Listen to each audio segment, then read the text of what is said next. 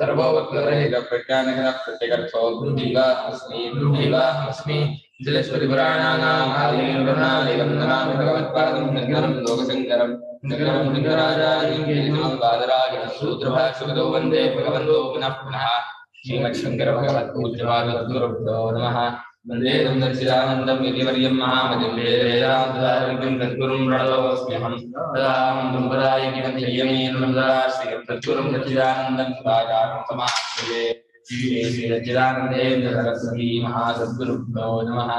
अथीः भगवन् सिद्धिं प्राप्तो यथा ब्रह्म तथाप्नोति निबोध मे समासेनैव कौन्तेय निष्ठा ज्ञानस्य या परा ಶ್ಲೋಕಾರ್ಥ ಆಗಿತ್ತು ಒಂದ್ಸಲ ಶ್ಲೋಕ ಹೇಳಿ सिद्धिं प्राप्तो यथा ब्रह्म तथाप्नोति निबोध मे समासेनैव कौन्तेय निष्ठा ज्ञानस्य या परा ಶಂಕರ ಭಾಷ್ಯ सिद्धिं प्राप्तः स्वकर्मणा ईश्वरं समभ्यर्च्य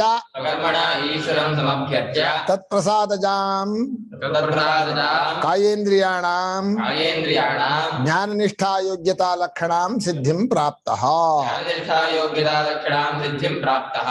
पूर्वत्र कथे भगवंतनु ಹಿಂದಿನದನ್ನು ಹೇಳಿಕೊಂಡು ಮುಂದಕ್ಕೆ ಹೇಳ್ತಾ ಇದ್ದಾನೆ ಸಿದ್ಧಿಂ ಸನ್ಯಾಸೇನಾಧಿಗಚ್ಚತಿಯಿಂದ ಸಿದ್ಧಿಂ ಪ್ರಾಪ್ತ ಅಂದ ಅಂದ್ರೆ ಸಿದ್ಧಿ ಆದ್ಮೇಲೆ ಮುಂದಕ್ಕೆ ಏನು ಮುಂದಿನ ಸ್ಟೆಪ್ಗಳು ಸೋಪಾನಗಳು ಏನು ಅಂತ ಹೇಳಬೇಕು ಆ ಸಿದ್ಧಿಯನ್ನು ಪುನಃ ತನ್ನ ಕರ್ಮವನ್ನ ಈಶ್ವರನಿಗೆ ಚೆನ್ನಾಗಿ ಪೂಜೆ ಮಾಡಿ ಅರ್ಚ್ಯ ಅಂದ್ರೆ ಸರಿಯಾಗಿ ಮಾಡಬೇಕು ಒಳ್ಳೆ ಭಕ್ತಿಯಿಂದ ಮಾಡಬೇಕು ಅಭಿ ಅಂದ್ರೆ ಪರಮಾತ್ಮನ ಕಡೆನೇ ಮನಸ್ಸಿರಬೇಕು ಅರ್ಚನೆ ಭಾವನೆಯಿಂದಲೇ ಕೊಡ್ತಾ ಇರಬೇಕು ಮತ್ತೇನು ಇಲ್ಲ ಇದು ಸಮಭ್ಯರ್ಚ್ಯ ಅನ್ನೋದರ ವಿಶೇಷಣ ಅಂಥ ಪರಮಾತ್ಮನು ನಮ್ಮ ಹೃದಯದಲ್ಲಿದ್ದಾನೆ ಅವನ ಪ್ರಸಾದದಿಂದ ನಮ್ಮ ದೇಹೇಂದ್ರಿಯಗಳು ಇಂದ್ರಿಯದಲ್ಲಿ ಮನಸ್ಸು ಸೇರ್ತು ಎಷ್ಟೋ ಇಂದ್ರಿಯಗಳ ಸಂಖ್ಯೆ 11 ಕರ್ಮೇಂದ್ರಿಯ 5 ಜ್ಞಾನೇಂದ್ರಿಯ 5 ಮನಸ್ಸು ಇವುಗಳನ್ನ ಪರಮಾತ್ಮನ ಪ್ರಸಾದದಿಂದ ಅವನ ಅನುಗ್ರಹದಿಂದ ಶುದ್ಧಿ ಮಾಡ್ಕೋಬೇಕು ಆ ಶುದ್ಧಿ ಅಂದ್ರೆ ಏನು ಅಂದ್ರೆ ಜ್ಞಾನದಲ್ಲಿಯೇ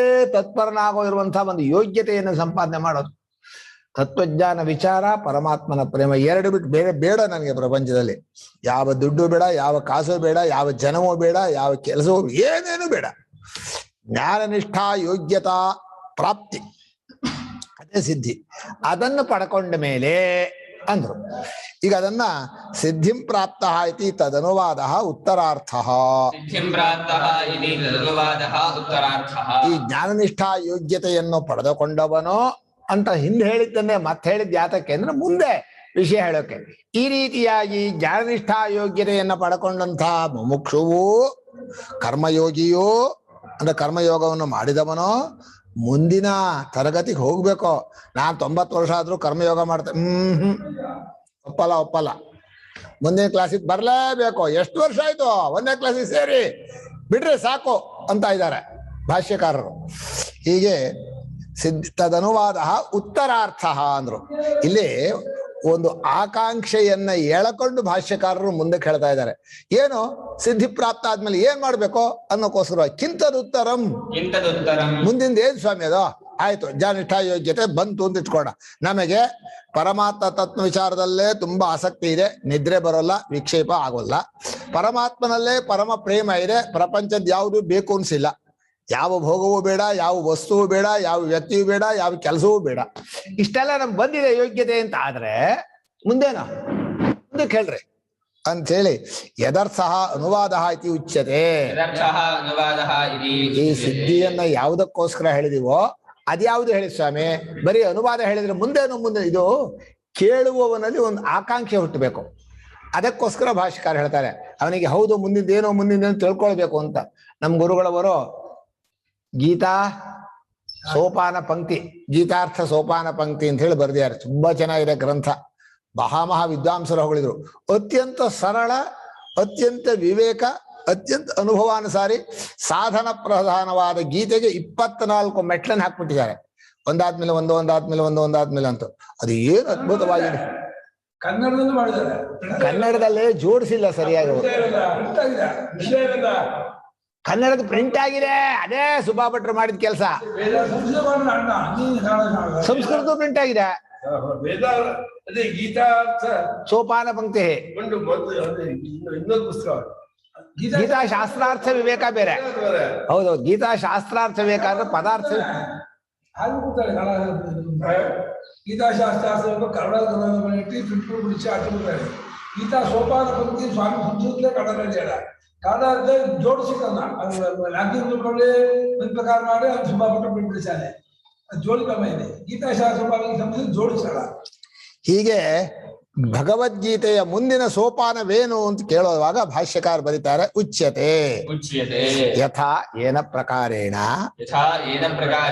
ಜ್ಞಾನನಿಷ್ಠಾರೂಪೇಣ ಪರಮಾತ್ಮಾನಂ ಬ್ರಹ್ಮ ಪರಮಾತ್ಮಾನಂ ಆಪ್ನೋತಿ ತಥಾ ತಂ ಪ್ರಕಾರಂ ಜ್ಞಾನನಿಷ್ಠಾ ಪ್ರಾಪ್ತಿ ಕ್ರಮಂ ಮೇ ಮಮ ವಚನಾತ್ ನಿಬೋಧಾತ್ ತ್ವಂ ನಿಶ್ಚಯೇನ ಅವಧಾರಯ ಇತ್ಯೇತತ್.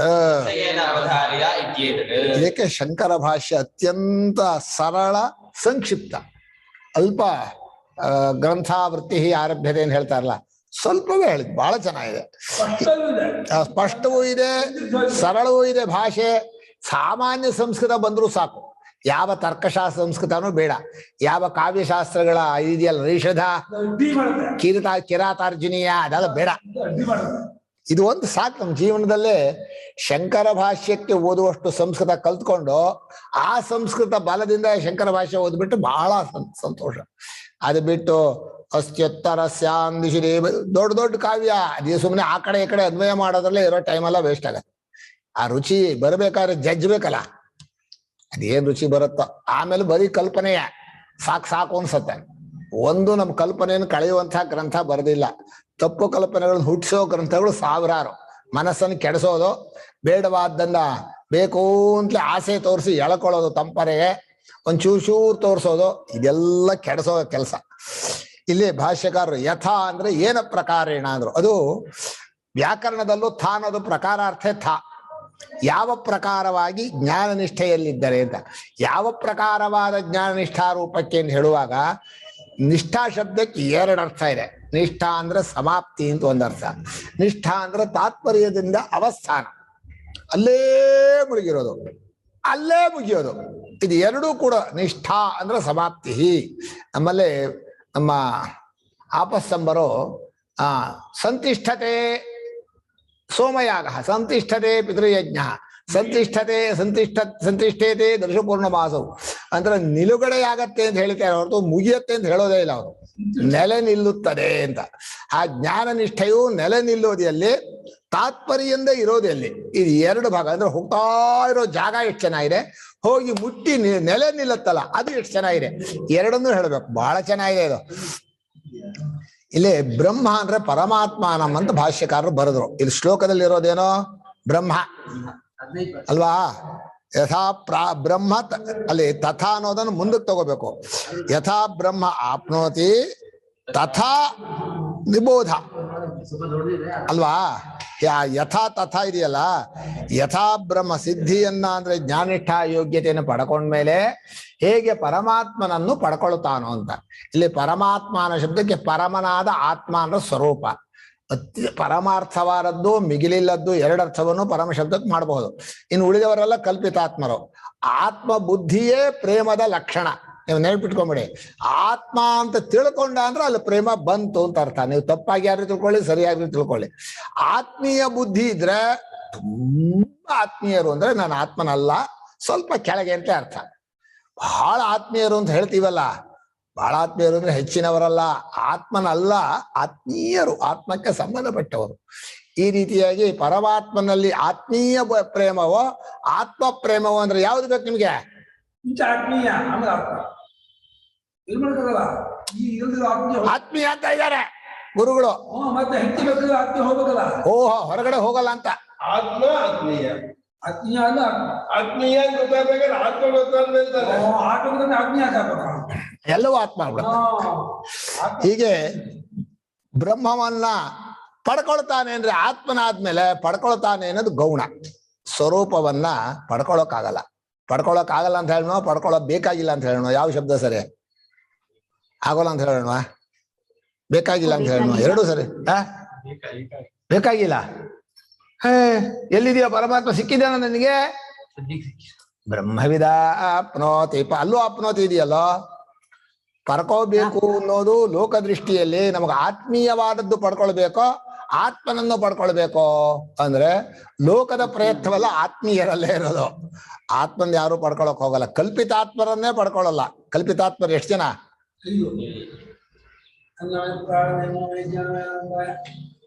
ಅನ್ನಮಯ, ಪ್ರಾಣಮಯ, ಮನೋಮಯ, ವಿಜ್ಞಾನಮಯ, ಆನಂದಮಯ, 5 ಜನ ಬರೀ ಸುಳ್ಳಾತ್ಮರ.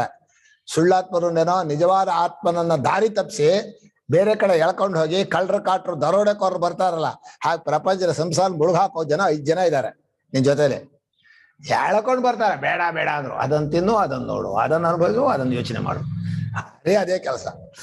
ಇಂಥ ಪರಮಾತ್ಮನನ್ನ ಪಡ್ಕೊಳ್ತಾನೆ ಯಾವುದ್ರಲ್ಲಿದ್ರೆ ಜ್ಞಾನ ನಿಷ್ಠಾರೂಪವಾದ ಸ್ವರೂಪದಲ್ಲಿ. ಅಂದ್ರೆ ಆ ಪ್ರೇಮವೂ ಅಷ್ಟು ಚೆನ್ನಾಗಿರ್ಬೇಕು, ಆ ವಿಚಾರವೂ ಅಲ್ಲಿರ್ಬೇಕು. ಅದೇ ಆನಂದವಾಗಬೇಕು. ವಿಚಾರ ಮಾಡುವಾಗಲೇ ಆನಂದ ಆಗಬೇಕು. ಒಳ್ಳೆ ನಮ್ಮವ ಅತ್ಯಂತ ಆತ್ಮನ ಸ್ವರೂಪದ ವಿಚಾರ, ಅದರಲ್ಲೇ ಪ್ರೇಮ, ಅದರದೇ ವಿವೇಕ. ವಿವೇಕವು ಪ್ರೇಮವು ಪರಿಪೂರ್ಣ ನಿಷ್ಠೆಯಲ್ಲಿ ಇರಬೇಕು. ಅದು ಜ್ಞಾನನಿಷ್ಠಾ ರೂಪೇಣ ಪರಮಾತ್ಮನನ್ನ ಪಡ್ಕೊಳ್ತಾನೆ ಅಂತ ಸದ್ಯಕ್ಕೆ. ಈಗ ಕರ್ಮಯೋಗಿ ಆದ್ರಿಂದ ತಥಾ ತಂ ಪ್ರಕಾರ, ತಥಾ ಅನ್ನೋದಕ್ಕೆ ಪ್ರಕಾರಾರ್ಥವೇ. ಯಥಾ ಅನ್ನೋದು ಏನ ಪ್ರಕಾರೇಣ, ತಥಾ ತಂ ಪ್ರಕಾರ. ಇದು ಅವ್ಯಯ, ಎಲ್ಲ ವಿಭಕ್ತಿಯು. ಆ ಪ್ರಕಾರವನ್ನ ಜ್ಞಾನನಿಷ್ಠಾ ಪ್ರಾಪ್ತಿ ಕ್ರಮಂ ಮೇ ಮಮ ವಚನ ನಿಮೋದ. ಆ ಜ್ಞಾನನಿಷ್ಠೆಯಲ್ಲಿ ಪಡ್ಕೊಳ್ಳುವಂಥ ಕ್ರಮ, ಜ್ಞಾನಕ್ಕೋಸ್ಕರವೇ ಸಮಯ ಪೂರ್ತಿ ಕೊಡೋದು ಒಂದು, ಜ್ಞಾನದಲ್ಲೇ ನೆಲೆ ನಿಲ್ಲೋದು. ಆ ಆತ್ಮ ಎರಡೂ ಅರ್ಥವೂ ಇದೆ. ಎರಡರ್ಥದಲ್ಲೂ ಅದರಲ್ಲೇ ನೀವು ಮುಳುಗಿರ್ಬೇಕು, ಅದೇ ಆನಂದವಾಗಬೇಕು. ಹೇಗಾಗತ್ತೆ ಹೇಳ್ತೀನಿ ಕೇಳು. ನನ್ನ ಮಾತನ್ನ ಅದನ್ನೇ ನೀವು ಮುಖ್ಯವಾಗಿ ಕೇಳಬೇಕು ಅಂತ ಹೇಳ್ತಾ ಇದ್ದಾನೆ. ನಿಶ್ಚಯೇನ ಅವಧಾರ, ಗಟ್ಟಿಯಾಗಿ ಅನುಭವ ಯುಕ್ತಿ ಸಮೇತವಾಗಿ ಹೇಳ್ತೀವಿ ಕೇಳು ಅಂದ್ರು. ಕಿಂ ವಿಸ್ತರೇಣ ನೇತ್ಯಾಹ. ನೇತ್ಯ ಬಿಡಿಸ್ಬಾರ್ದಾಗಿತ್ತು ಅವರು. ನೇತ್ಯಾಹ ಅಂತ ಒಂದು ಶೈಲಿ ಅದು. ನಾ ಇತ್ಯಾಹ ಬಿಡಿಸ್ಬಿಟ್ಟಿದ್ದಾರೆ. ಏನು ವಿಸ್ತಾರವಾಗಿ ಹೇಳ್ತೇನೆ? ಇಲ್ಲಪ್ಪ, ಎರಡೇ ಮಾತಲ್ಲಿ ಹೇಳ್ತೇನೆ, ತುಂಬಾ ಹೆಚ್ಚನೆ ಹೇಳ. ಸಮಾಸೇನೈವ ಸಂಕ್ಷೇಪೇಣೈವ, ಬಹಳ ಸಂಗ್ರಹವಾಗಿ ಹೇಳ್ತೇನೆ, ಸಂಕ್ಷೇಪವಾಗಿ ಹೇಳ್ತೇನೆ. 2 ಶ್ಲೋಕದಲ್ಲಿ ಮುಗಿದು ಹೋಗುತ್ತೆ. ಹೇ ಕೌಂತೆಯ ಯಥಾ ಬ್ರಹ್ಮ ಪ್ರಾಪ್ನೋತಿ ತಥಾ ನಿಬೋಧ. ಹೇ ಕೌಂತೆಯ ಯಥಾ ಬ್ರಹ್ಮ ಪ್ರಾಪ್ನೋತಿ ತಥಾ ನಿಬೋಧ. ಇತ್ಯನೇನ ಯಾ ಪ್ರತಿಜ್ಞಾತಾ ಬ್ರಹ್ಮ ಪ್ರಾಪ್ತಿ ತಾಂ ಇದಂತಯಾ ದರ್ಶಯಿತುಂ ಆಹಾ. ನಿಷ್ಠಾ ಜ್ಞಾನಸ್ಯ ಯಾ ಪರ ಇತಿ. ಇದಂತಯಾ ಅನ್ನೋದು ಎಷ್ಟು ಪದವ? ಹಾಗೆ ಶುರು ಆಗ ಪದ ವ್ಯಾಕರಣ ಪ್ರಕಾರ ಹೇಳ. ಇದಂತಯ ಅನ್ನೋದನ್ನ ಇದಂತಯ ಎಷ್ಟು ಪದ ಅಂದೆ? ಇದಂತಯ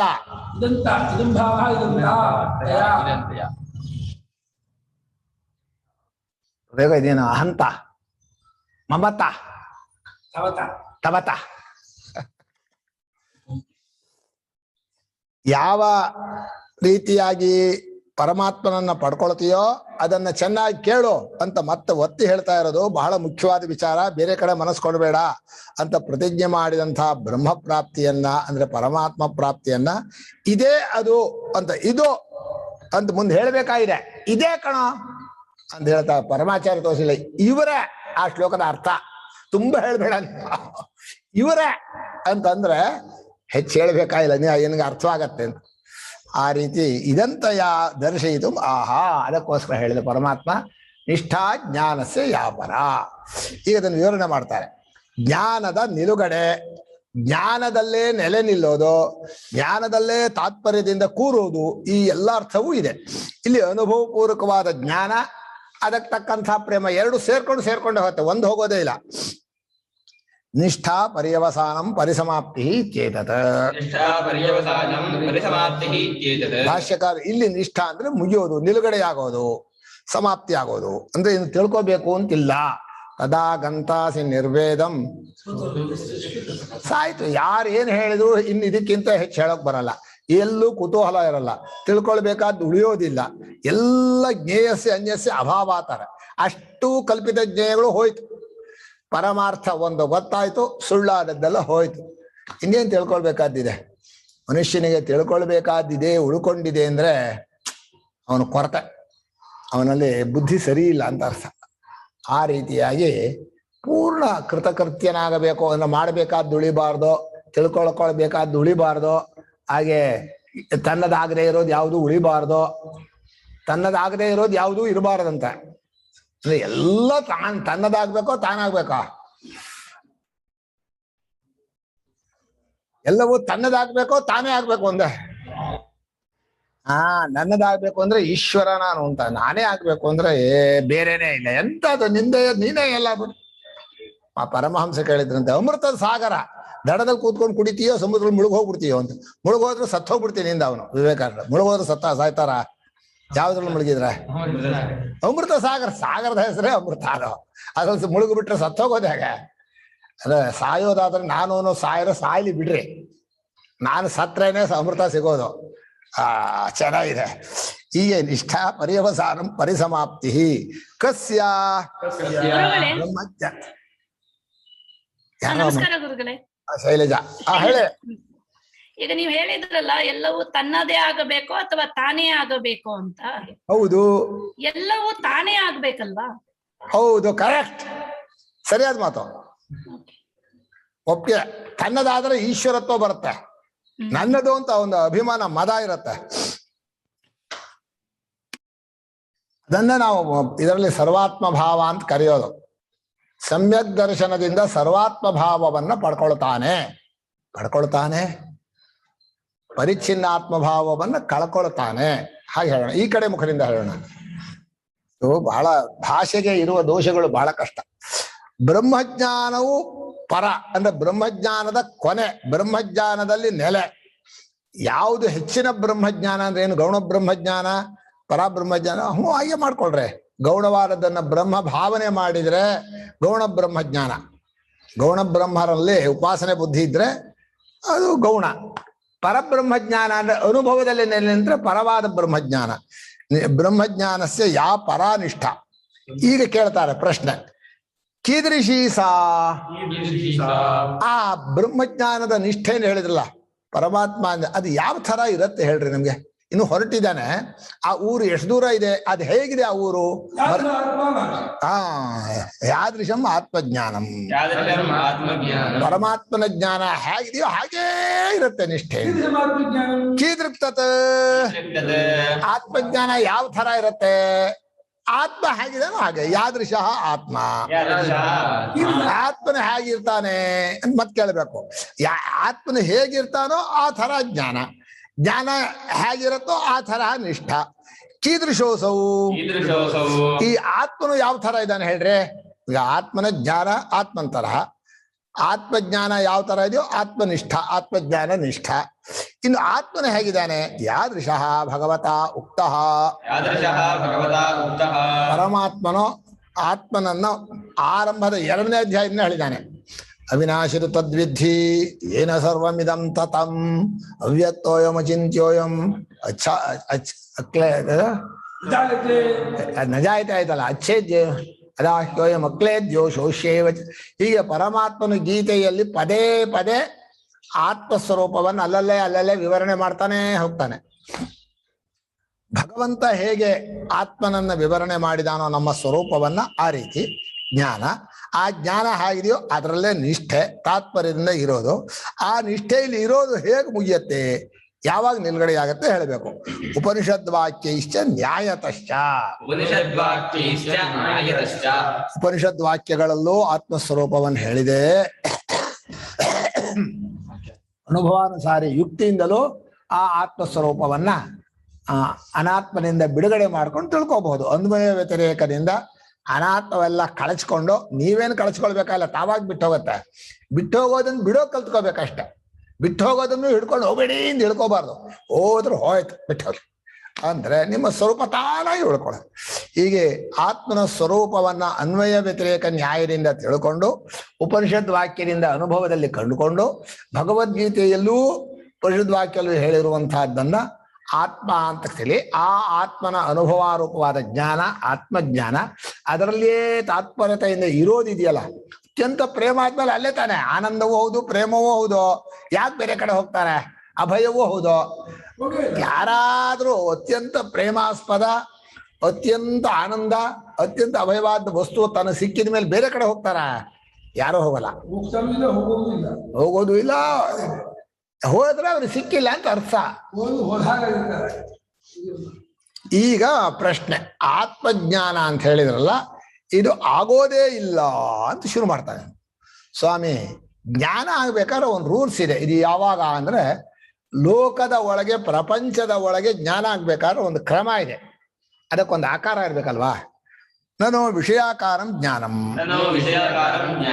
ವಿಷಯದ ಏನ್ ಆಕಾರ ಇದೆಯೋ ಅದೇ ತರ. ಈಗ ನೀವು ಕಿತ್ಲೆ ಹಣ್ಣು ನೋಡಿದ್ರೆ ಕಿತ್ಲೆ ಹಣ್ಣಿನ ಆಕಾರವಾದ ಜ್ಞಾನ ಆಗತ್ತೆ. ಅಂದ್ರೆ ಅದೇ ನಿಶ್ಚಯ. ಕಿತ್ಲೆ ಹಣ್ಣಿನ ಜ್ಞಾನ ಅದ್ರ ಆಕಾರ ಇರ್ಬೇಕು. ಆಕಾರ ಮೇಲೆ ಹೋದ್ರೆ ಅದೇ ಜ್ಞಾನ ಆಗತ್ತೆ. ಆದ್ರಿಂದ ನ ವಿಷಯ ನಾಪಿ ಆಕಾರವಾನ್ ಆತ್ಮ ಇಷ್ಯತೆ ಕ್ವಚಿತ್. ಸ್ವಾಮಿ, ನಿಮ್ಮ ಆತ್ಮ ವಿಷಯನೂ ಆಗಲ್ಲ, ಆಕಾರವೂ ಇಲ್ಲ. ವಿಷಯ ಅಂದ್ರೆ ಹೊರಗಡೆ ಇರಬೇಕು, ಅದಕ್ಕೆ ಒಂದು ಫಾರಂ ಇರಬೇಕು, ಏನಾದ್ರೂ ಒಂದು. ಹಾಗಿದ್ರೆ ಜ್ಞಾನ ಆಗತ್ತೆ. ಆತ್ಮ ವಿಷಯವೂ ಆಗಲ್ಲ, ಅವನಿಗೆ ಆಕಾರವೂ ಇಲ್ಲ. ಎಂತ ಆತ್ಮಜ್ಞಾನ ಆತ್ಮಜ್ಞಾನ ಅಂತೀರಲ್ಲ, ಅದಾಗತ್ತೆ ಆತ್ಮಜ್ಞಾನ? ಆಗೋದೇ ಇಲ್ಲ ಅಂದವ.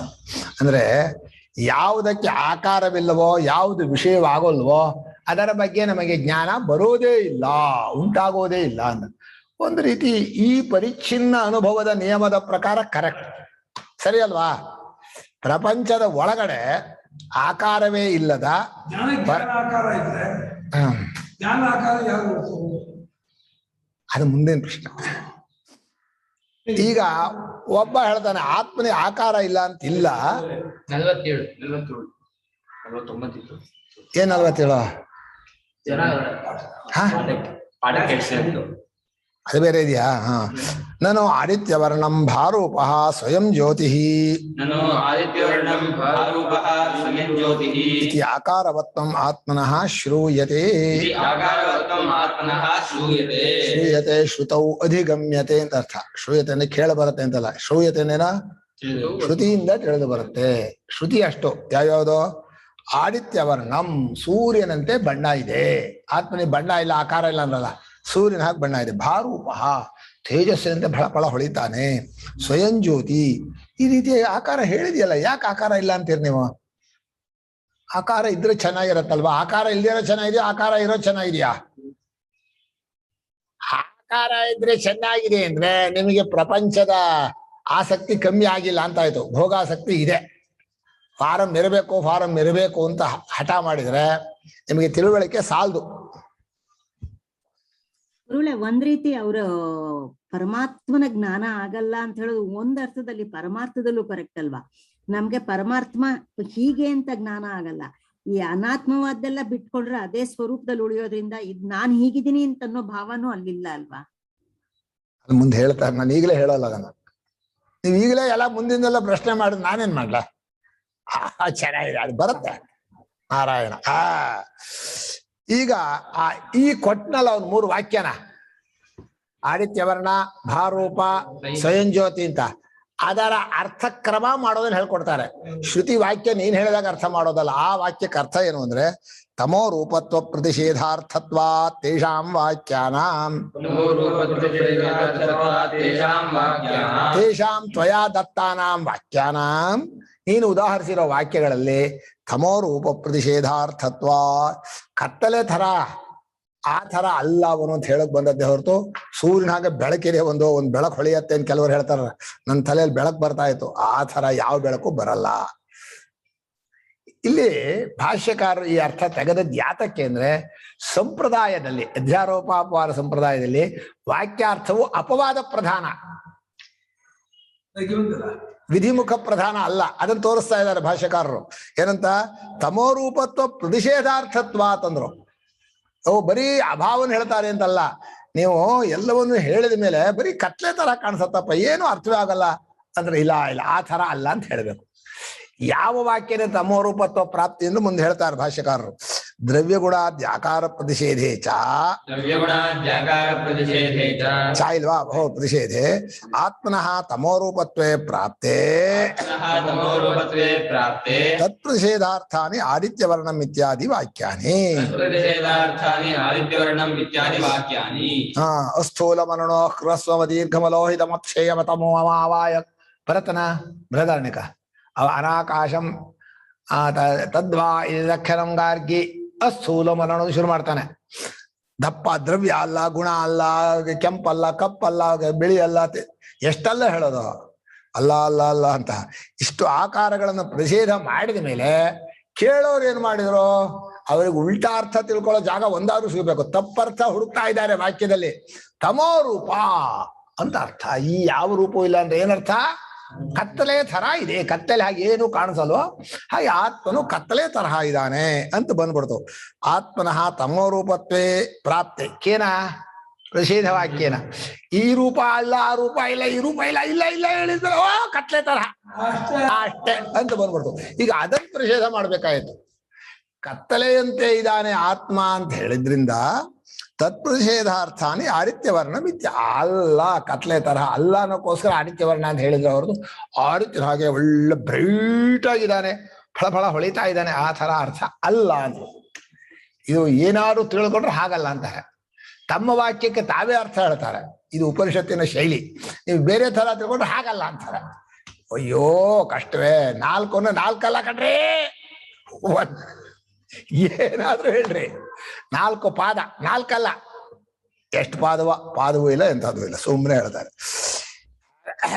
ಇದು ಅನುಭವಾನುಸಾರಿ ಯುಕ್ತಿ ಇದೆಯಲ್ಲ, ಅದು ಏನಿದೆ ಅಂದ್ರೆ ಆಕಾರ ರೂಪ ಇದ್ಬಿಟ್ರೆ ಆ ವಸ್ತು ನಾಶವಾಗೋದು ನಿಶ್ಚಿತ. ಅದು ಯಾರಿಗಾರು ಆಗಲಿ, ಅದು ಬದಲಾಯಿಸೋದು ನಾಶವಾಗೋದು ಅನ್ನೋದು ಬ್ರಹ್ಮನ ಕೈಲೂ ತಪ್ಸಕ್ಕಾಗಲ್ಲ. ಆದ್ರಿಂದ ಪರಮಾತ್ಮನಿಗೂ ರೂಪ ಇದೆ, ಆಕಾರ ಇದೆ ಅಂದ್ರೆ ಏನಾಗ್ತಾನ ಅವನು? ಹೋಗ್ಬಿಡ್ತಾನೆ. ಅದು ನಮಗೂ ಇಷ್ಟ ಇಲ್ಲ, ಶಾಸ್ತ್ರಕ್ಕೂ ಇಷ್ಟ ಇಲ್ಲ. ಆದ್ರಿಂದ ಶಾಸ್ತ್ರ ಇದ್ದ ಸ್ವರೂಪ ಅಲ್ಲ, ನಮ್ಮ ಸ್ವರೂಪವೂ ಅದೇ ಅನ್ನೋ ವಿಷಯ ಬೇರೆ. ನಾವು ನಾಶವಾಗಬಾರ್ದು, ನಾವು ಬದಲಾಯಿಸಬಾರ್ದು, ನಾವು ಇದ್ದಾಗೆ ಇರಬೇಕು, ನಮ್ಮನ್ನೇ ಎಲ್ಲ ಪ್ರೀತಿಸ್ಬೇಕು, ನಾವು ತುಂಬಾ ಸುಂದರವಾಗಿರ್ಬೇಕು ಅನ್ನೋದು ಕರೆಕ್ಟ್. ಆದ್ರೆ ಸುಂದರವಾಗಿರೋದೇ ನಾವು ತಿಳ್ಕೊಂಡ್ರೆ ಸಾಕು. ಈ ಇರೋದನ್ನು ಸುಂದರ ಮಾಡಕ್ ಹೋಗ್ಬೇಡ್ರಿ, ಬಣ್ಣ ಹಚ್ಬೇಡ್ರಿ. ಇದು ಇಷ್ಟ ಇದೆ ಹಣೆ ಬರ ಅಲ್ಲನಾ. ಎಷ್ಟು ಸ್ನಾನ ಮಾಡಿದ್ರು ಏನೂ ಆಗಲ್ಲ, ಹೋಗತ್ತಾನ, ಸರಿ ಆಗತ್ತಾನ, ಎಂಥದ್ದು ಆಗಲ್ಲ. ಸುಮ್ಮನೆ ಕಾಂಡ ಇಲ್ಲ, ಇನ್ನೂ ವರ್ತ ಕೌಳು ಕಡ್ಡಿ ಹಾನಿ ಹೆಚ್ಚಾನೆ. ಪಾಪ ಹೋಗ್ರಾನೆ, ಪಾಪ ಹೋಗ್ರಾನಡ, ಪಾಪು ರಾಣಿ ಹಿಡಿದಿ ಪಾಪು ಪಾಪು ಹಾಣ್ಮಾರನಿ ಪಾಪ ಪೋಣ್ಮಾರನಿ. ರೂಪಮಿತಿ ಚ ವಿಶೇಷತೋ ರೂಪ ಪ್ರತಿಷೇಧ. ಕಠ 1:3-15 ಶುರು ಏನೋ? ಅಶಬ್ದಮ ಸ್ಪರ್ಶಮ ರೂಪಮ ಅವ್ಯಯಂ. ಅಲ್ಲ ರೂಪ ಇದೆಯಲ್ವಾ, ಅವನಲ್ಲಿ ರೂಪ ಇಲ್ಲ. ನಮ್ಮ ಸ್ವರೂಪದಲ್ಲಿ ರೂಪ ಇಲ್ಲ. ಸ್ವರೂಪ ಹೌದು, ರೂಪ ಇಲ್ಲ. ರೂಪ ಇದ್ರೆ ರೂಪಕ್ಕೆ ಏನ್ ಹಣೆ ಬರುವಪ್ಪ ಬಂದ್ರೆ ಅದು ಬಂದ್ಬಿಡತ್ತೆ ನಮಗೆ. ಆದ್ರೆ ನಿನ್ನಲ್ಲಿ ಯಾವತ್ತೂ ರೂಪ ಇಲ್ಲಪ್ಪ. ಫೋಟೋ ಹೊಡೆಸ್ಕೊಳಕ್ ಹೋಗ್ಬೇಡ, ಡ್ರೆಸ್ ಮಾಡ್ಕೋಬೇಡ, ಸುಮ್ಮನೆ ಯಾತಕ್ಕೆ ಇನ್ನೊಬ್ರಿಗೆ ಕಾಣಿಸ್ಬೇಕು ಅಂತ ಹೋಗ್ತೀಯ. ರೂಪನೇ ಯಾವಾಗ್ಲೂ ಇಲ್ಲ ನಿನಗೆ. ರೂಪವನ್ನೆಲ್ಲ ನೋಡೋ ನೀವು, ರೂಪ ಹಾಕೊಂಡು ಕೂತಿರ್ತೀಲೋ ಎಲ್ಲ ನನ್ನ ನೋಡ್ಲಿ ಅಂತ ಯಾರಾದ್ರೂ ಉಂಟಾ? ಸಮಸ್ತ ರೂಪವನ್ನು ನೋಡುವ ನಾವು ರೂಪ ಹಾಕೊಂಡು ನಾನು ಎಲ್ರಿಗೂ ಚೆನ್ನಾಗಿ ತೋರಿಸ್, ನಾವ್ಯಾಕೆ ಕಾಣಿಸ್ಕೋಬೇಕಾ? ನಾವು ನೋಡೋರಾಗ್ಬೇಕು, ಸ್ವತಂತ್ರರ. ಅಂಥ ಸ್ವರೂಪ ನಮ್ದು ಅಂತ. ಅವಿಷಯತ್ವಾಚ, ಅವನ ವಿಷಯವೂ ಆಗೋದಿಲ್ಲ, ಅದನ್ನ ವಿಷಯಾಕಾರನೂ ಅಲ್ಲ, ಆಕಾರವೂ ಇಲ್ಲ. ಅದು ನ ಸಂದೃಶೇ ತಿಷ್ಠತಿ ರೂಪಮಸ್ಯ ನ ಚಕ್ಷುಷ ಪಶ್ಯತಿ ಕಶ್ಚನೈನಂ.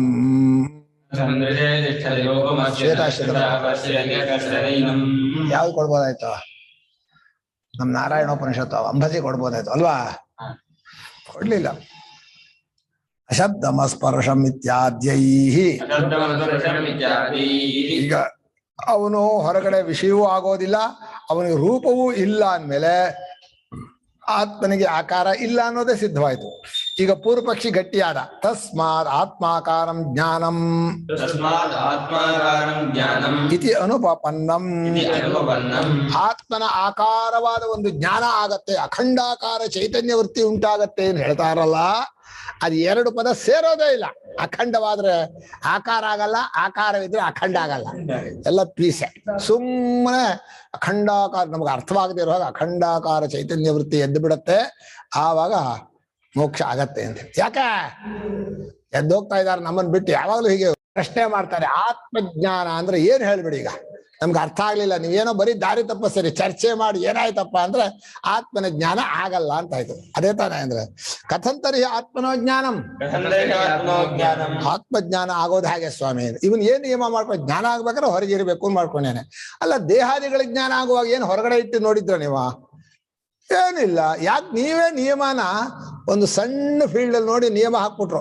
ಆಕಾರ ಇರಬೇಕು, ವಿಷಯ ಆಗಬೇಕು, ಬೇರೆ ಆಗಿರ್ಬೇಕು, ಅದು ಇಂದ್ರಿಯ ಕಾಣಿಸ್ಕೋಬೇಕು. ಇದೆಲ್ಲ ಯಾಕೆ ನಿಯಮ? ಏನು ಇಂದ್ರಿಯ ಕಾಣಿಸ್ಬೇಕಾ? ಏನಿಲ್ಲಪ್ಪ, ಜ್ಞಾನ ಆಗಿದೆಯೋ ಇಲ್ವಾ? ನಾನಿದ್ದೀನಿ, ನಾನಿಲ್ಲಿ ಕೂತಿದ್ದೀನಿ, ತಪ್ಪಾದ ತಿಳುವಳಿಕೆಯಲ್ಲೇ ಜ್ಞಾನ ಇದ್ಮೇಲೆ ಇನ್ ಬಾಕಿ ಇದಕ್ಕೇನು ಕಷ್ಟ?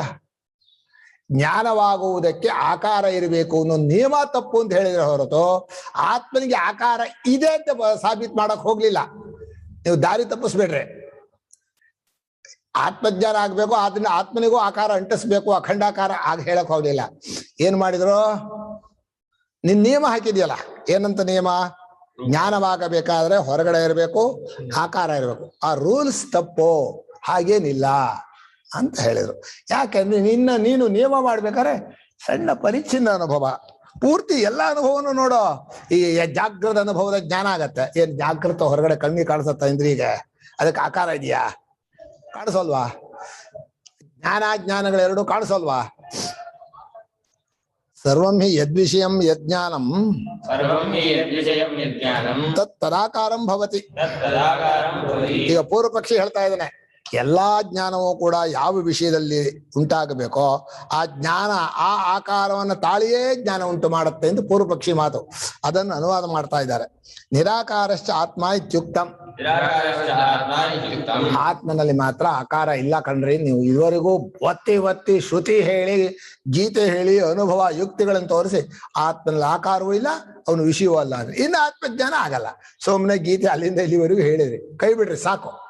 ಅರ್ಥ ಆಗಲ್ಲ ಅಂತೇಳಿ. ಜ್ಞಾನಾತ್ಮನೋಶ್ಚ ಉಭಯೋರ್ ನಿರಾಕಾರತ್ವೇ ಕಥಂ ತದ್ಭಾವನಾ ನಿಷ್ಠಾ ಇತಿ. ಅಲ್ಲಪ್ಪ, ಜ್ಞಾನವೂ ಆತ್ಮನೋ ಎರಡೂ ನಿರಾಕಾರ, ಎರಡೂ ವಿಷಯ ಅಲ್ಲ. ಆತ್ಮ ಹೇಗಿದಾನೋ ಹಾಗೆ ಜ್ಞಾನ ಅಂದ್ರೆ, ಆತ್ಮನೂ ಆಕಾರ ಇಲ್ಲ, ಆತ್ಮಜ್ಞಾನಕ್ಕೂ ಆಕಾರ ಇಲ್ಲ, ಎರಡೂ ನಿರಾಕಾರ. ಅಲ್ಲೇ ನಿಲ್ಲೋದು. ಏನ್ ನಿಲ್ಲೋದು? ಆಕಾರವಿಲ್ಲದೆ ನಿಲ್ಲೋದು ಹಾಗೆ.